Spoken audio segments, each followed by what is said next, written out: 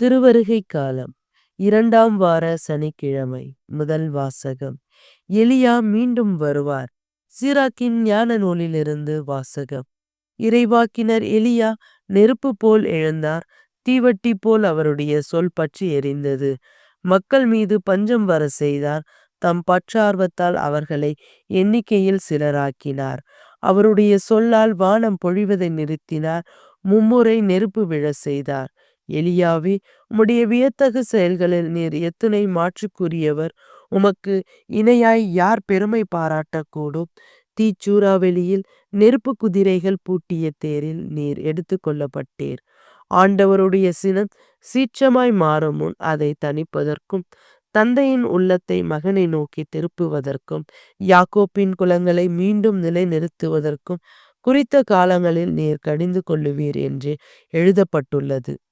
உம்மை கண்டவர்களுக்கு உமது அன்பில் துயிர் கொண்டவர்களும் பேறு பெற்றோர். நாமும் வாழ்வது உறுதி. ஆண்டவரின் அருள்வாக்கு. இறைவா உமக்கு நன்றி. நற்செய்தி வாசகம். எலியா ஏற்கனவே வந்துவிட்டார். அவரை மக்கள் கண்டுணரவில்லை. மத்தேயு எழுதிய தூய நற்செய்தியிலிருந்து வாசகம். அதிகாரம் 17 இறை வார்த்தைகள் 10-13 முடிய. இயேசுவும் சீடர்களும் மலையிலிருந்து இறங்கி வந்த பொழுது சீடர்கள் அவரிடம், எலியாதான் முதலில் வரவேண்டும் என்று மறைநூல் அறிஞர்கள் கூறுகிறார்களே, அது எப்படி என்று கேட்டார்கள்.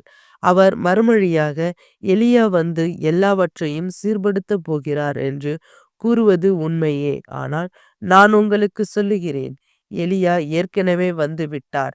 அவரை மக்கள் கண்டுணரவில்லை. மாறாக தாங்கள் விரும்பியவற்றையெல்லாம் அவருக்கு செய்தார்கள்.